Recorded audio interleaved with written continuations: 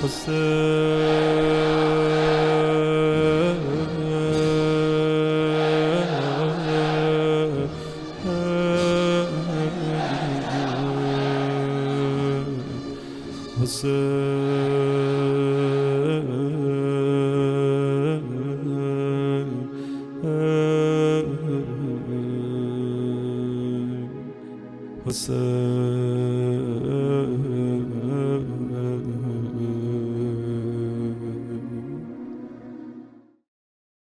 الله الرحمن الرحيم اللهم صل على محمد وآل محمد وعجل فرجهم. السلام على الحسين وعلى علي بن الحسين وعلى أولاد الحسين وعلى أصحاب الحسين. سلام اور عرض ادب ہو آپ تمام ناظرین کی خدمت میں. بہت بہت خوش آمدید کہتے ہیں آپ کو محرم اسپیشل پروگرامز میں. آپ ہمیں اس وقت دیکھ رہے ہیں حرم حضرت معصومہ سلام علیہا کے اسٹوڈیو سے. آپ کی خدمت میں کچھ سلسلے پروگرامز ہم حاضر ہوں گے، اور ہمارے ساتھ جو خاص مہمان ہیں ان ایام میں ڈاکٹر معصومہ نقوی. السلام علیکم. وعلیکم السلام ورحمۃ اللہ وبرکاتہ. بہت بہت خوش آمدید کہتے ہیں آپ کو، اور بہت شکریہ آپ کا آنے کے لیے.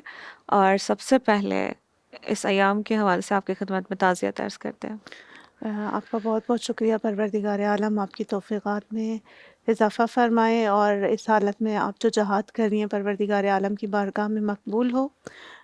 واقعاً یہ ایسے لحظات ہیں، لمحات ایک خاتون کے لیے کہ جو بہت امپورٹنٹ ہوتے ہیں، اور آپ ان لمحات کو آپ اپنے اس جہاد کے ساتھ، اپنی اس رسالت کے ساتھ گزار رہی ہیں پروردگار عالم کی بارگاہ میں. یقیناً یہ بہت ہی ارزش رکھتا ہے. آپ کی بھی شکر بالکل. گزار ہوں میں کہ آپ اس راستے میں اس قدر مجاہدت کر رہی ہیں. میں بھی سب سے پہلے امام زمانہ عجل اللہ تعالیٰ فرج الشریف کی بارگاہ میں تمام مراج اعظام علماء کرام، تمام مومنین اور مومنات جو اس وقت یہ پروگرام دیکھ رہے ہیں، آپ اور آپ کی ٹیم کی خدمت میں تسلیت اور تعزیت پیش کرتی ہوں، اور پروردگار عالم سے دعا گو ہوں کہ جس طرح پروردگار عالم نے اپنی نعمت عظمیٰ محبت اہل بیت کو ہمارے دلوں میں ایک نور کی طرح منور کیا، ہمارے قلوب میں محبت حسین کی حرارت سے ایمان کو روشن کیا. بالکل. پروردگار عالم اسی کے ساتھ ساتھ ہمیں اہل بیت کی معرفت عطا کرتے ہوئے ہمیں اس کمال کی جانب بڑھنے کی توفیق عطا فرمائے جس کے لیے پروردگار عالم نے انسان کو خلق کیا. بالکل. اور اس کے لیے سب سے امپورٹنٹ دعا جو ہمیشہ میں کرتی ہوں وہ یہ ہے کہ اللہم اجعل محیای محیا محمد وآل محمد ومماتی ممات محمد وآل محمد. پروردگار عالم ہماری زندگیوں کو اور ہماری اموات کو جو ہے محمد و آل محمد کے راستے پر چلتے بن کے رنگ میں رنگے. الہی آمین. اللہم صلی علی محمد وآل محمد وعجل فرجہ. سب سے پہلے جاننا چاہوں گی آپ سے، دیکھیے جب کسی بھی جنگ میں یا کسی بھی ہم کہتے ہیں کانفلکٹ میں ایک سائڈ جو ہے وہ انہیں قتل کر دیا جاتا ہے، انہیں شہید کر دیا جاتا ہے، یا انہیں ٹارگٹ بنا دیا جاتا ہے، تو کہتے ہیں کہ جنگ انہوں نے جیتی ہے کہ جو ٹارگٹ کر رہے تھے، اور جو لوگ اساسنیٹ ہو گئے، جو لوگ مر گئے، تو ہمارے ٹارگٹس پورے ہو گئے. لیکن یہ پورا کانسیپٹ چینج کر دیا گیا، پورا ریورس ہو گیا عاشورہ کے واقعے سے. بالکل. ہمیں اس سین سے، اس صحنے سے یہ لگتا ہے کہ یہ کوئی شاید شہید ہو کے کئی مرتبہ زندہ ہوتا ہے. اور جب ہم اربعین کو بھی دیکھتے ہیں، جس طرح سے کہتے ہیں کہ حسن حسین کے انہیں ہمیں عالم دیوانہ شاس، یعنی کون ہے یہ حسین کی اتنی ساری دنیا ان کی دیوانی ہے. اور یہاں پہ ہمیں کئی سارے درس ملتے ہیں. ہمیں پتہ چلتا ہے کہ اگر آپ اللہ کی راہ میں جان دیتے ہیں تو آپ ہمیشہ ہمیشہ کے لیے زندہ اور جاوداں ہو جاتے ہیں. جاویدان ہو جاتے ہیں. تو یہاں پہ جب ہم عاشورہ کا واقعہ دیکھتے ہیں، بہت زیادہ دردناک واقعہ، اس کے بعد اسارت ہم نے دیکھی خاندان اہل بیت علیہ السلام کی. تو کیا یہ بھی اسارت بھی ایک طرف سے، تو پہلے شہادت کا کانسیپٹ کلیئر ہوتا ہے، نہیں وہ ہار نہیں ہے، لیکن کیا اسارت جو ہے جب ان کے خاندان کو اسیری میں لیا گیا، کیا اس سے ہم کہہ سکتے ہیں کہ یہ ان کے لیے ہار تھی، یا کس طرح سے دیکھتے ہیں آپ اس موضوع کو؟ بسم اللہ الرحمن الرحیم وبہ نستعین اللہم لعنا من ظالم ظلم حق محمد وعلى محمد وآخر تابع له وعلى ذلك اللهم لعن إصابة التي جاهدت الحسين وشاجعت وباجعت وتابعت على قتله اللهم لعنهم جميعا اللهم لعنهم جميعا اللهم لعنهم جميعا۔ سب سے پہلے جب ہم اسارت کی بات کرتے ہیں، شہادت کے بعد بلا فاصلے کچھ گھنٹوں کا فاصلہ نہیں ہے، کچھ منٹوں کا فاصلہ نہیں ہے، کچھ ہی لمحوں کے بعد، بلکہ اس سے بھی پہلے میں ایک خاص لحظے کی طرف اشارہ کرتی چلوں کہ مقتل شہداء میں اب عبداللہ الحسین زخموں سے چور ہے، بدن کا کوئی حصہ صحیح و سالم نہیں ہے، ہر جگہ پہ برچھی، بھالے، تلوار، تیر کے نشان ہیں، خنجر کے نشان ہیں، کہیں پر پتھر، کہیں پہ خاک، اپنے ہی خون میں غلطاں ہیں حسین ابن علی۔ اب عبداللہ الحسین زمین پر گرے ہیں، میں معافی چاہوں گی اب سب ناظرین سے، آپ سے اور آپ کی ٹیم سے، کہ الفاظ میری زبان پر آ رہے ہیں کہ اب عبداللہ الحسین زمین پر گرے ہیں، کبھی ایک ٹھوکر مارتا ہے، کبھی دوسرا ٹھوکر مارتا ہے، امام حسین کے ارد گرد جو ہے ہلہلے کی آوازیں کی جا رہی ہیں، ادا کا لشکر کے گھیرے میں ہے حسین ابن علی۔ ایسے میں کوئی کہتا ہے کہ حسین کا کام ختم ہو گیا، دوسرا کہتا ہے حسین مر گئے، تیسرا نعوذ باللہ کچھ اور کلمات استعمال کرتا ہے۔ اب چاہتے ہیں کہ پتہ چلے حسین زندہ ہے یا نہیں، ایسے میں ایک کہتا ہے کہ اگر جاننا چاہتے ہو کہ حسین زندہ ہے یا نہیں، تو حسین کے خیام کی جانب پڑھو۔ حسین ابن علی زمین پر گرے ہیں، ایک بار لشکر جو ہے خیام کی جانب گامزن ہے، حسین ابن علی ایک بار جو ہے اپنی ٹوٹی ہوئی تلوار کے دم پر کھڑے ہو کر کہتے ہیں اگر دین نہیں ہے تو کم از کم اپنی دنیا میں تو آزاد رہو، میں حسین ابن علی ابھی زندہ ہوں۔ حسین ابن علی کا یہ کہنا تھا، ایک بار لشکر دوبارہ دوڑا اب عبداللہ الحسین کی طرف بڑھا۔ کہنے کا مقصد یہ ہے کہ ابھی کچھ لمحوں کا فاصلہ نہیں ہے، حسین کی زندگی میں آدھا خیام کی جانب بڑھ رہے ہیں۔ خیام میں کون ہے؟ مستورات ہیں، ننھے معصوم بچے ہیں اور ایک بیمار امام ہے۔ وہ عبداللہ الحسین کی شہادت کے بعد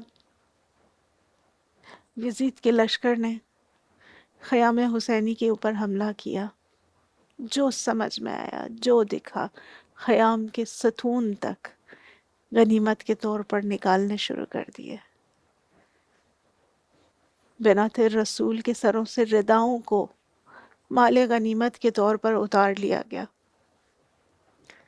ننھی سکینہ کے کانوں سے گوشواروں کو چھین لیا گیا، اور یہاں آل محمد کے اوپر اسارت کا دور آ گیا۔ ابھی کچھ لمحے ہی گزرے تھے کہ وہ عبداللہ الحسین جو ہے اپنی قربانی پیش کرتے ہوئے پروردگار عالم کی بارگاہ میں گئے، اور بی بی زینب سلام اللہ علیہا یہاں پر پروردگار عالم سے مخاطب ہو کر کہتی ہیں تقبل منا ھذا القربان، کہ میرے پروردگار ہم سے اس قربانی کو قبول فرما۔ میں صرف یہ کہوں گی کہ یہ وہ کوئی چھوٹی قربانی نہیں ہے، یہ وہ قربانی ہے کہ جب ذبح سے عظیم۔ زینب نے آنکھ کھولی ہے، اس بھائی کے گرد طواف کر رہی ہے زینب، ایک ایسا ذبح عظیم، ایک ایسی آیت الہی حجت خدا، ایک ایسا مصباح الہدا جو سید شباب اہل الجنہ ہے، اس کو اپنے گھر کی تمام افراد کے سامنے جو ہے ذبح کر دیا گیا۔ اور حضرت زینب جو ہے اپنے بھائی کے لاشے کے پاس آ کر کہتی ہیں تقبل منا ھذا القربان۔ یہ ایک چھوٹا لمحہ نہیں ہے، اور یہ کب حضرت زینب کہہ رہی ہیں؟ کہ جب حضرت زینب خود اسیر ہے۔ اسارت کے کچھ لمحات کے حوالے سے بتاؤں، تاریخ لکھتی ہے کہ بنت امام حسین علیہ السلام ہے، ایک بار دیکھا کہ جیسے ہی بابا شہید ہوئے ہیں تو یہ یزیدی لشکر خیام کی طرف دوڑا اور اپنے نیزوں کے ذریعے ہم سب کے سروں سے چادریں کھینچنا شروع کر دی. کہتی ہیں ایک بار جو ہے ایک شخص نے نیزے کے ذریعے میری چادر چھینی اور میں زمین پہ گر گئی، اور اس کے بعد جو ہے میں نے جگہ تلاش کرنی شروع کر دی کہ میں خود کو مخفی کر سکوں. ایسے میں نے دیکھا کہ میری پھوپھی حضرت زینب آئی ہیں اور انہوں نے مجھے خاک سے اٹھایا، اور میں نے کہا پھوپھی جان کوئی چیز ہے جس سے میں خود کو چھپا لوں؟ تو بی بی زینب سلام اللہ علیہا کہتی ہیں کہ دیکھو میں بھی تمہاری طرح ہوں. یعنی وہ لمحات ہیں، وہ چادر تطہیر کی وارث سن 61 ہجری میں روز عاشورہ جو ہے ان کے سر سے ردا کھینچی جا رہی ہیں اور آل محمد پر اسیری کا زمانہ شروع ہو گیا.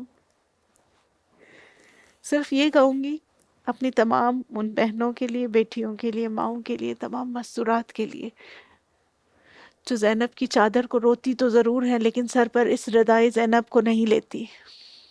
بالکل. صرف ان سے یہ ضرور کہوں گی کہ روز قیامت کس منہ سے حضرت زینب سلام اللہ علیہا کی بارگاہ میں پیش ہوں گی اور کس طرح اپنے ان آنسوؤں کی جزا مانگیں گی، اس محبت کی جزا مانگیں گی کہ جس میں آپ زینب کے غم میں روتی تو ہیں لیکن اسی زینب کی چادر کو جو ہے اگنور کرتے ہوئے آپ سے اس زینب کا معاشرے میں دل حرام سے دکھاتی ہیں. مرتکب ہوتی ہیں، ان کا دل دکھاتی ہیں اور اس حرام میں مبتلا ہوتی ہیں کہ جس سے حضرت زینب سلام اللہ علیہا جو ہے چاہتے تھے کہ میری ہر محب اس سے اجتناب کرے، کیونکہ حضرت زینب سلام اللہ علیہا کی وہ قربانی کا مین مقصد ہی یہ تھا کہ اسلام محمدی کی حفاظت کی جا سکے. اور اگر ہم اسی اسلام محمدی کو پامال کر دیتے ہیں اور زینب کے لیے آنسو بہاتے ہیں تو یقیناً زینب کی بارگاہ میں یہ آنسو وہ قدر و منزلت نہیں رکھتے. یہ بالکل. محبت جو ہے جس کے اندر عمل اور بصیرت نہ ہو وہ محبت کسی کام کی نہیں ہے. اب ہم اسارت کی طرف بڑھتے ہیں کہ پروردگار عالم نے وہ کیا حکمت تھی کہ امام حسین علیہ السلام کی شہادت کے بعد بلا فاصلہ نہضت امام حسین علیہ السلام کے مقاصد کی تکمیل کے لیے زینب سلام اللہ علیہا اس نہضت کے علم کو بلند کرتی ہیں.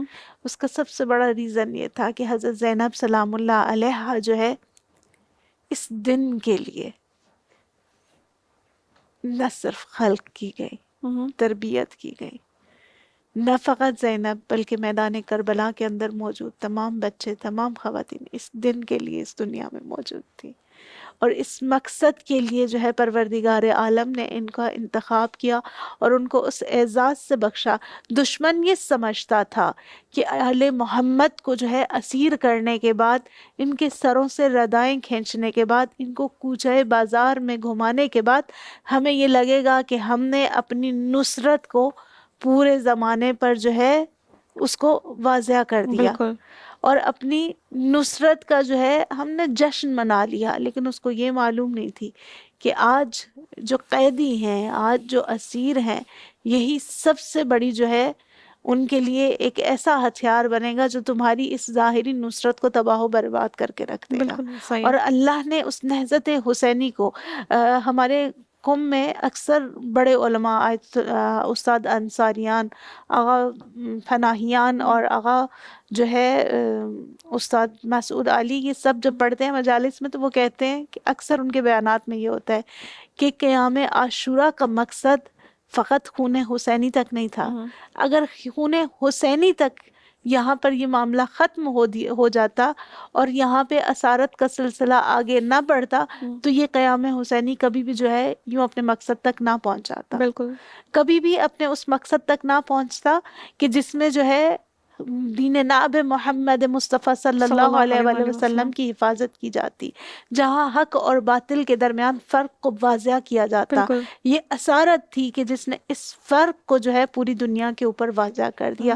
ان ننھے منھے بچوں کی شہادت، ان کی اسارت، ان کی قربانیاں، ان کے دکھ، ان کے درد، ان کے آہیں، ان کے آنسو، ان کے وہ بدن پہ لگنے والے زخم، وہ سب کے سب گواہی تھے اس راستے کے کہ یہ راستہ حق اور باطل کا ہے اور اس پر کون حق پر ہے اور کون باطل پر ہے، کون ظالم ہے اور کون مظلوم ہے، کس کے پاس صحیح دین محمد مصطفیٰ ہے اور کس کے پاس دین بنی امیہ ہے. بالکل. اس کا اظہار جو ہے ہم نے روز عاشورہ دیکھا اور اس اسارت کے ذریعے. اسارت ایک ایسے دیکھیں کوئی بھی قیام ہو، کوئی بھی موومنٹ ہو، اگر صرف وہ آئیڈیالوجی تک ہو، ایک خاص ایکشن تک ہو، رک جائے، لیکن یہ آئیڈیالوجی آگے کنوے نہ کی جائے، نیکسٹ جنریشن تک ٹرانسفر نہ کی جائے، تو وہیں پہ رک جاتی ہے۔ بالکل ایسا ہی ہے۔ کوئی بھی بڑے سے بڑا پیغام ہو، کوئی سے بڑے سے بڑا، پروردگار عالم جب قرآن کو نازل کرتا ہے، محمد مصطفیٰ کے قلب پر نازل ہوا، فرشتہ جبریل آئے،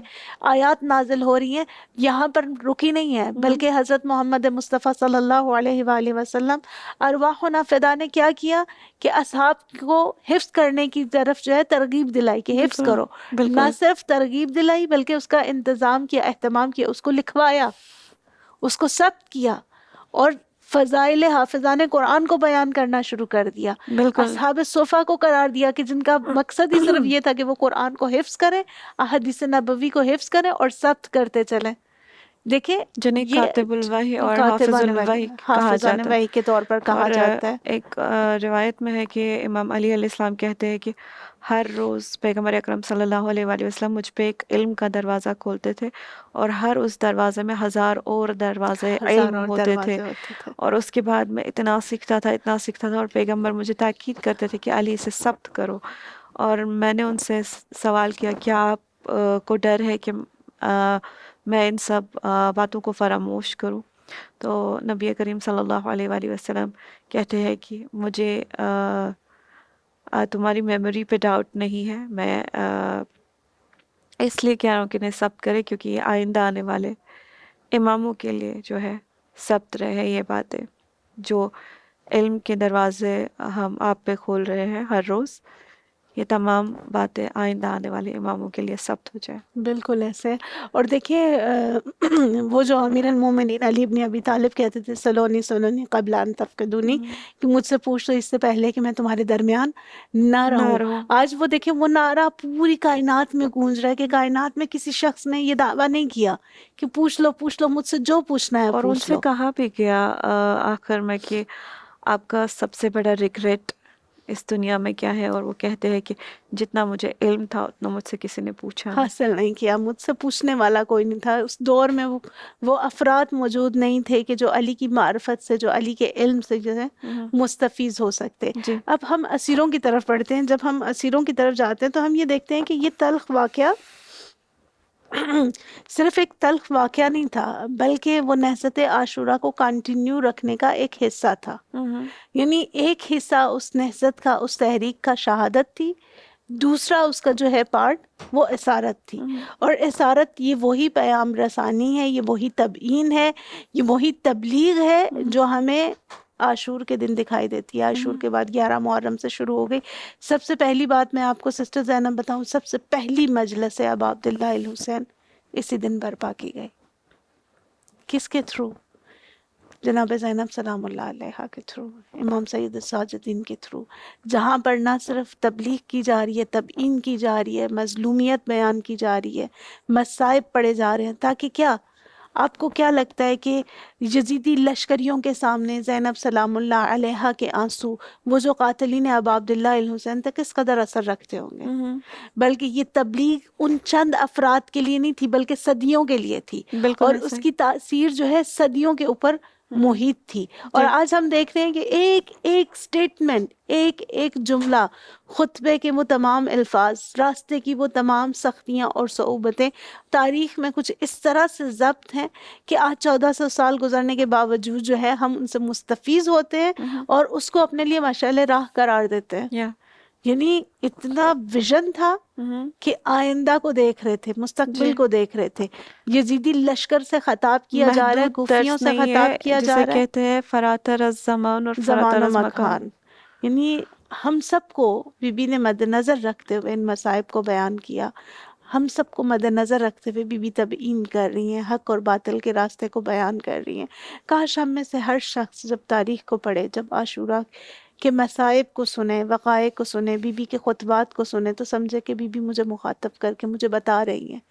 تو آپ کے اور بی بی کے درمیان جو ہے خاص قسم کی وہ ایک بانڈنگ کریٹ ہو جائے گی، ایک ایسا ایموشنل اٹیچمنٹ، ایک خاص قسم کا جسے کہتے ہیں کنیکشن ڈیولپ ہوگا کہ جو آپ کے اندر، جیسے آپ کہہ رہی ہیں کہ امیر المومنین نے کہا کہ پیغمبر میرے اوپر کیا کرتے تھے، علم ہر کا روز علم دروازہ کو کھولتے تھے، اور ہر علم کے دروازے سے 1000 دروازے اور اور کھولتے تھے۔ کھلتے تھے۔ اسی طرح جب ہم ان سے اپنا کنیکشن بلڈ کر لیں گے تو ہمارے لیے وضاحتیں ایسی ہوتی چلی جائیں گی کہ پردہ حجاب آنکھوں سے اٹھتے چلے جائیں گے۔ بالکل ایسے۔ ہم وقائع کو نہ صرف سنیں گے بلکہ اپنے دل کی آنکھوں سے ان کی مشاہدہ کریں گے، ہم ان کو درک کریں گے، اور ان مصائب کو سمجھنے کے بعد اس کے پیچھے چھپی ہوئی حکمتوں کو ہم سمجھنے کے قابل ہوں گے۔ انشاءاللہ کہ اللہ تعالیٰ ہمیں وہ ظرفیت عطا کرے اور عملی جامہ پہنانے کی توفیق عطا کرے کہ ہم وہ علم نہ صرف سیکھیں بلکہ اس پر عمل بھی کریں۔ اللہ آمین۔ آپ سے ملتے ایک چھوٹے سے بریک کے بعد، ہمارا ساتھ دیجیے گا۔ میں کرب و بلا معجزہ دکھا دیجئے، کربلا یاد بہت آتی ہے بلا لیجئے، کریم کرب و بلا معجزہ دکھا دیجئے، کربلا یاد بہت آتی ہے بلا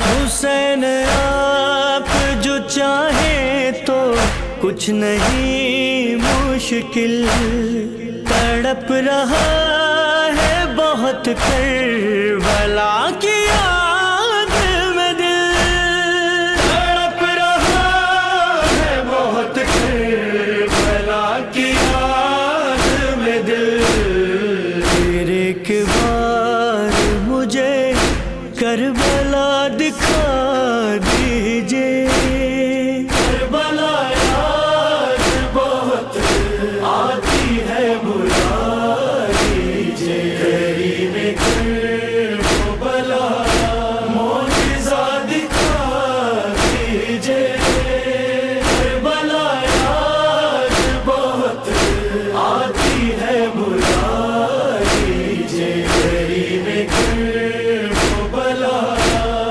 تمہارے روزے پہ آنے میں آج دقت ہے، مگر خبر ہے تمہیں مجھ کو کتنی چاہت ہے، مگر خبر ہے تمہیں مجھ کو کتنی چاہت ہے، میں سر کے بل چلاؤں گا بس صدا دیجئے، کربلا یاد بہت آتی ہے بلا لیجئے، کریم کرب و بلا معجزہ دکھا دیجئے، کربلا یاد بہت آتی ہے بلا لیجئے، کریم کرب و بلا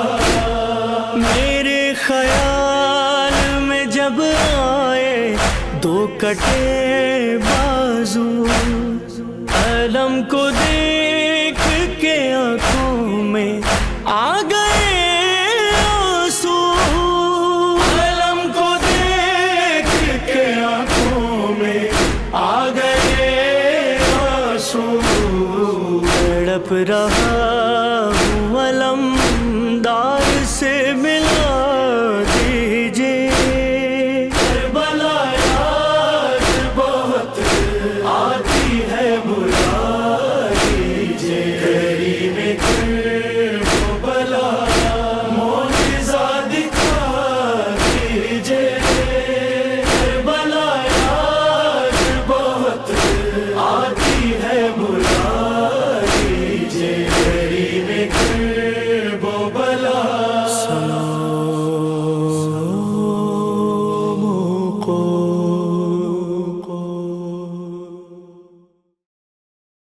ایک بار پھر آپ کو خوش آمدید کہتے ہیں۔ آپ دیکھ رہے ہیں محرم کے اسپیشل ایپیسوڈز۔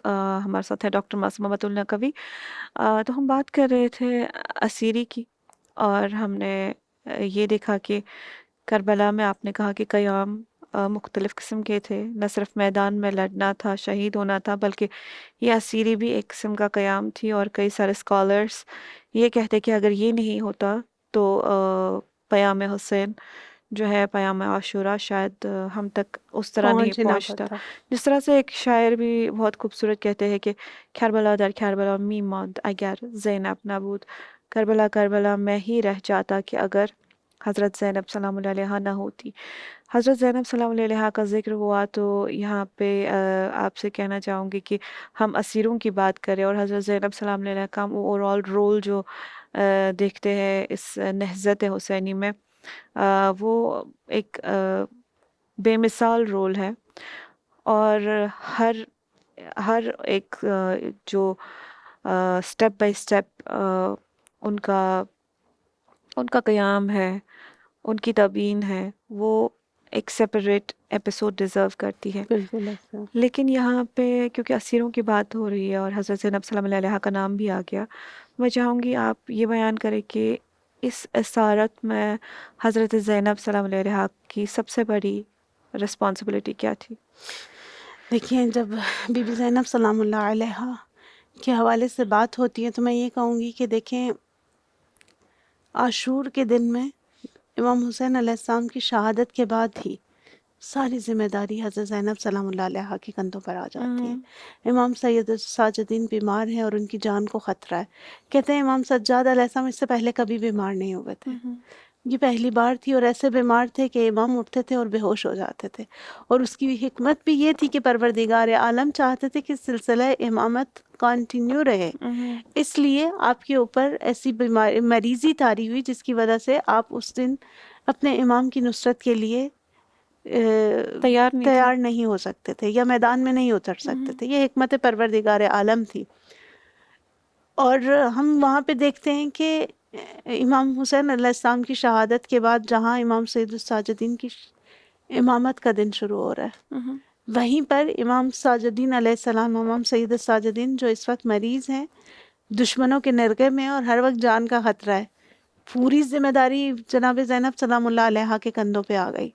ایک امام وقت ابھی دنیا میں ظلم و ستم کے ساتھ شہید کیا گیا، دوسرے امام جو ہیں جو ابھی امام کے منصب پر فائز ہوئے، ان کی جان کو خطرہ ہے۔ سب سے بڑی ذمہ داری میری نظر میں یہاں حضرت زینب سلام اللہ علیہا کی امام وقت کی حفاظت تھی۔ کیا بات! ایسی حفاظت جہاں پر ہر طرح سے بی بی زینب جو ہے اپنے بھتیجے کے گرد، اپنے امام وقت کے گرد جو ہے ایک شمع کی طرح جو ہے پرواز کر رہی ہیں۔ جیسے ہی دشمن آتے ہیں بی بی زینب پروانے کی طرح ان کے گرد پرواز کرتی ہیں، اس طرح سے آپ کے گرد طواف کرتی کہ جیسے ہی دشمن امام سجاد کی طرف آتے ہیں بی بی زینب سامنے کھڑی ہو جاتی، جیسے ہی آپ کو شہید کرنا چاہتے ہیں ایسی ڈھال بن جاتی ہے کہ ان کو شہید کرنے سے پہلے مجھے شہید کرو۔ عصر عاشور میں جب سپاہیوں نے چاہا کہ امام سید الساجدین کو شہید کریں، تب حضرت زینب مانے بنی۔ بالکل۔ کوفہ میں، شام کے دربار میں، جہاں جہاں امام سید الساجدین کی جان پر خطرہ زندگی تھا، کو خطرہ لاحق ہوا، بی بی زینب خود کو آگے ڈال دیتی تھی، آگے ڈھال بن کے سامنے آ جاتی تھی ولایت ہے، کہ کیا اس سے پیام پہلے کہ دفاع۔ میرے امام وقت کی جان کو جو ہے آپ لوگ لیں، پہلے میری جان لیں، بالکل۔ میں ہرگز اجازت نہیں دوں گی۔ اب عبداللہ الحسین کا خون جو ہے خشک نہیں ہوا، اور آپ لوگ جو ہے سید الساجدین کو یعنی خطبات میں ہم دیکھتے ہیں کہ جتنا خون تم نے ہمارا بہا دیا، کیا ابھی تمہیں اس خون نے راضی نہیں کیا جو تم علی ابن الحسین کا خون بہانا چاہتے ہو، مزید اپنے ہاتھوں کو اس خون سے رنگنا چاہتے ہو؟ ایسے ایسے کلمات ہمیں دیکھنے کو ملتے ہیں۔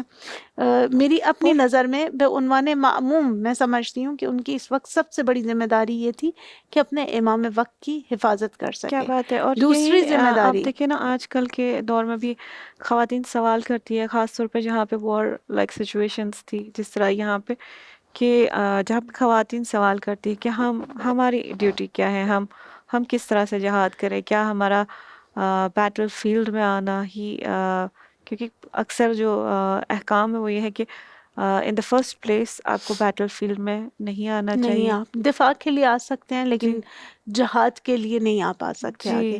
لیکن یہاں پہ ایک امپورٹنٹ نقطہ جو میں بیان لیکن کرنا یہاں چاہوں گی، دیکھیں کہ حضرت زینب سلام اللہ علیہا किस तरह से हमें इमाम का दिफा जगह जगह जगह कर जगह रही है, दिखाई दिया। विलायत का दिफा जगह जगह कर रही है। اور یہاں پہ بی بی زینب بھی دختر علی ابن ابی طالب تھی. اگر خالی تلوار اٹھا کے مقصد تک حصول ہوتا تو نعوذ باللہ حضرت زینب بھی تلوار اٹھا لیتی، ام کلثوم بھی اٹھا لیتی، سکینہ بھی اٹھا لیتی. لیکن یہاں وہ مقصد اور وہ جو ہدف وہ مطلوب تھا، اس کے لیے یہاں پر یہ زبان، یہ خطبات حضرت زینب سلام اللہ علیہا کسی تلوار سے کم نہیں تھے، بلکہ وہ ایسا کاری ضرب لگا گئے بنی امیہ کی پوری سلطنت کے اوپر کہ وہیں پر جو ہے ان کی خلافت کی جو ہے وہ بنیادیں متزلزل ہو گئی. ہم حضرت زینب کو دیکھتے ہیں کہ سب سے پہلا ہدف آپ کا اپنے امام وقت کی حفاظت، دوسرا بڑا مقصد امام وقت کے مقصد کو لے کے آگے بڑھنا. بالکل. امام وقت کا مقصد کس طرح سے، اب میں اس کو بیان کرتی چلوں. امام حسین علیہ السلام کی شہادت کا جو مقصد تھا اس کی تکمیل کی ذمہ داری یا امامت کے وہ تمام اہداف جو اس وقت امام سید الساجدین کی رسپانسبلٹی تھے، ان سب کی ذمہ داری حضرت زینب سلام اللہ علیہا نے لے لی، اٹھا رہی ہے، اور ان سنبھال رہی ہے. مقاصد کی تکمیل کے لیے اپنے امام وقت کی شانہ بشانہ چلتی جا رہی ہے. بالکل ایسا ہی. ہر مصیبت کو اپنے گلے پہ لے رہی ہیں، ہر طرح کے خطرے کو مول لے رہی ہیں. جی. نہ میرے امام وقت کی جان کو خطرہ ہو، نہ ان کے مقصد کو خطرہ ہو. اس لیے نہضت کربلا کا جو دوسرا حصہ ہے وہ حضرت زینب سلام اللہ علیہا کے خطبات کے ساتھ آگے بڑھ رہا ہے. جی.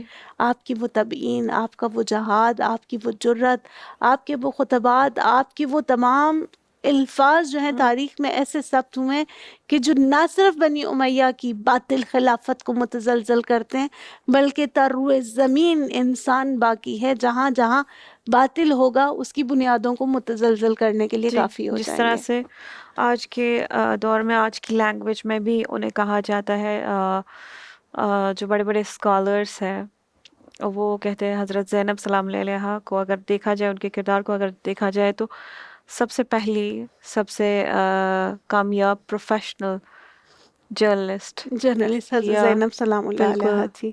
جس طرح سے فارسی میں خبر نگار کہتے ہیں اسی جرنلسٹ کو، تو سب سے بہترین کورسپونڈنٹ، سب سے بہترین جرنلسٹ جو تاریخ میں رہی ہے وہ حضرت زینب سلام اللہ علیہا. یقیناً کیونکہ وہ دور تھا کہ جب آپ صحرا میں کوئی جنایت، کوئی اس طرح کا ظلم انجام دے رہے ہیں، وہ کانوں کان کسی تک پہنچنا بھی بہت سخت تھا. لیکن حضرت زینب سلام اللہ علیہا اس قدر اپنا کردار بخوبی نبھاتی ہیں کہ آج تک لوگ جب کربلا کا نام سنتے ہیں، اور کس قدر ایک اس کربلا کو زندہ رکھا کہ مومنین اس کو جانتے ہیں اور اسے محسوس کرتے ہیں. بالکل. اور ہم یہ دیکھتے ہیں کہ حضرت زینب سلام اللہ علیہا نے نہ صرف امام وقت کو کی زندگی کی حفاظت کر رہی ہیں بلکہ ان کے پیغام کو آگے پہنچا رہی ہے. جیسے آپ خود کہہ رہی ہیں ایز اے جرنلسٹ، کامیاب ترین جرنلسٹ جن کا جو ہے ورک صدیوں تک، آج بھی صدیاں گزرنے کے باوجود ویسے ہی زندہ ہے. بالکل. اور بنا ٹھیک ہے. کسی اس کے، جب ہم آج کے دور کی بات کریں، کیونکہ ہم خود میڈیا لائن میں ہے تو ہمارے کچھ بہانے ہوتے ہیں کبھی کبھار کچھ کاموں کو لے کے. وہ ہے یہ ہے کہ ہمارے پاس اکوپمنٹس نہیں ہے، ہمارے پاس پراپر تجزیہات نہیں ہے. لیکن یہاں پہ ہم دیکھتے ہیں لیڈی زینب سلام اللہ علیہا اس صحرا میں اس وقت کس طرح وہ پیغام کو زندہ رکھتی ہے، اور صدیوں بالکل. تک کے لیے اس پیغام کو زندہ رکھا. ہم دیکھیں، ہم کوئی کلپ بنا لیں، ہم کوئی کام کر لیں، آج کل وہ تھوڑا سا وائرل ہو کے ہمارا سکسیس وہی وائرل ہونا ہوتا ہے، کسی حد تک وائرل ہوتا ہے اور پھر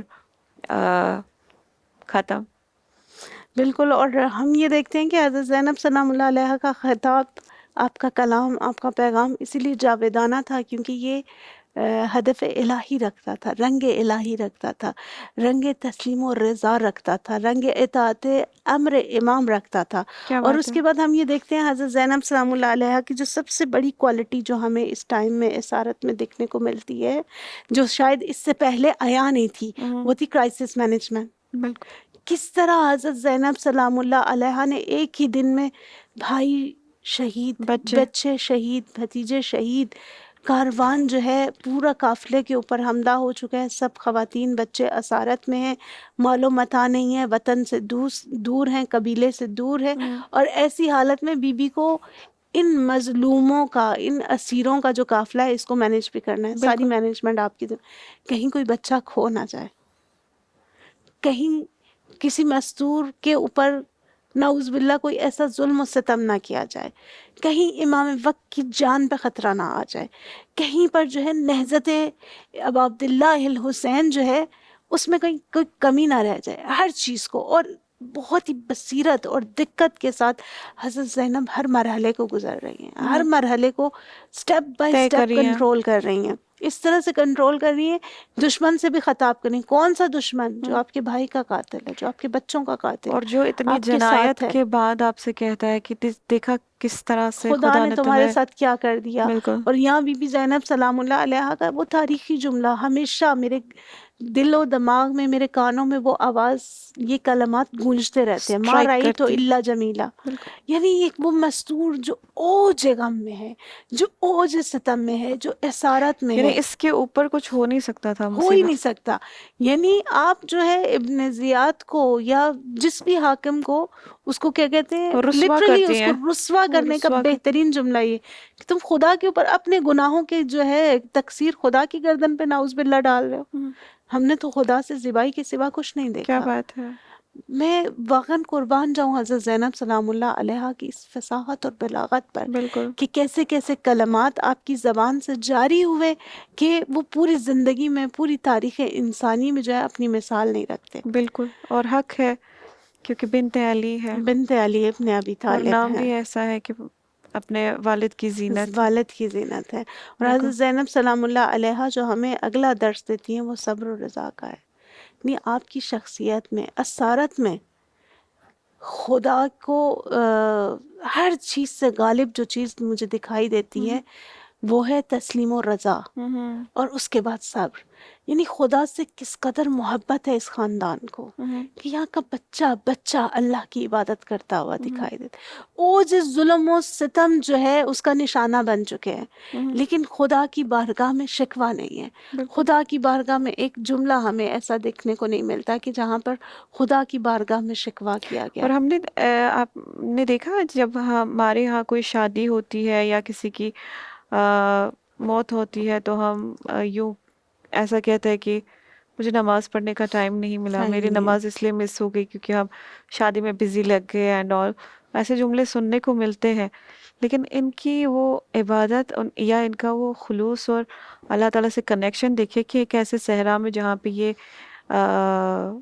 پانی کے بغیر بھی ہے، وہاں پہ امام حسین اپنے آخری وداع میں حضرت زینب سلام اللہ علیہ سے کہتے کہ مجھے اپنی نماز شب کی دعاؤں میں یاد رکھنا. یعنی آپ دیکھیں کہ ہمیں واجب نمازوں کے لیے ہمارے پاس بہانے ہیں، لیکن یہاں پہ حضرت زینب سلام اللہ علیہ نماز مجھے شب. سسٹر زینب دو چیزیں بڑی عجیب لگتی ہیں. یہ جو آخری لمحات میں امام حسین علیہ السلام نے حضرت زینب سلام اللہ علیہ کو وصیت کے طور پہ کہا کہ نماز شب میں مجھے یاد رکھنا. ایک امام یہ فرماتے ہیں، دوسرے امام سید الساجدین کہتے ہیں کہ میری پھوپھی عالمہ غیر معلمہ ہے، اور دوسرا یہ کہتی ہیں کہ امام سجاد علیہ السلام کہتے ہیں کہ میری پھوپھی حضرت زینب سلام اللہ علیہ جب سب بچے بھوکے اور پیاسے تھے سب کو کھانا کھلاتی تھی پہلے، پھر اپنے حصے کا کھانا اور پانی بھی ننھے بچوں کو دے دیا کرتی تھی. بی بی زینب صاحب ایز اے ہیومن اگر میں سوچوں تو میرے ذہن میں یہ امکان قابل تصور نہیں ہے بالکل کہ کس طرح ایسے کرائسس سے گزرنے کے بعد، اتنی بھوک اور پیاس اور اتنے ظلم کے بعد بھی آپ جو ہے اپنے وہ کیا کہتے ہیں گزشت کے اس مرحلے پر ہوں کہ آپ کو اپنی ذات کے حوالے سے کچھ بھی دکھائی نہیں دے رہا. ہمیں تاریخ میں کہیں نہیں دکھ رہا کہ حضرت زینب نے مدینے تک آتے ہوئے اپنے بچوں کا ذکر کر کے روئی. اس قدر مقصد حسین پیارا تھا حضرت زینب سلام اللہ علیہ کو. اور ہم سب بھائی کی مائیں شہادت، ہیں. ہم سب مائیں ہیں. یعنی میرے لیے یہ بات، میں خدا ہماری معرفت میں اضافہ کرے اور ہمیں جو ہے محبت زینب سلام اللہ علیہ کے ساتھ ساتھ وہ ظرفیت، وہ معرفت، وہ بصیرت عطا کرے کہ ہم اس بی بی کو درک کر سکیں. بالکل. اور ان کے راستے پر چل سکے، اور ہمارے اندر بھی انشاءاللہ۔ پروردگار عالم وہی معرفت اور بصیرت عطا کرے کہ جس کے ذریعے ہم اپنے امام وقت کی جو ہے نصرت کر سکیں، ہم اپنے امام وقت کی خدمت کر سکیں۔ بالکل میرے لیے بہت بڑا لمحہ فکریہ ہے کہ وہ تمام مستورات کس طرح سے ہم خود اپنے امام وقت کی جو ہے نصرت کے لیے ادعا کر سکتے ہیں، دعویٰ کر سکتے ہیں کہ جب ہم ایک چادر کو نہیں سنبھال سکتے، جب ہم اپنے واجبات کو سنبھال نہیں سکتے، ہم امام وقت کی خدمت کیسے کریں گے؟ جب ہم چھوٹی چھوٹی مصیبتوں پہ چھوٹی شکایتیں چھوٹی کرتے ہیں۔ مصیبتوں پہ شکایت کرتے ہیں۔ بالکل 11 محرم کی بات ہوتی ہے تو میں آپ سے جاننا چاہوں گی، یوں تو کربلا میں ہر وہ منظر بہت دردناک تھا، لیکن 11 محرم کی سب سے بڑی مصیبت کیا تھی؟ میری نظر میں کربلا میں جو سب سے بڑا 11 محرم کو جو عجیب منظر تھا وہ یہ تھا کہ جب عمر ابن سعد نے حکم دیا کہ جتنے ہمارے سپاہی ہیں ان کو دفن کر دو،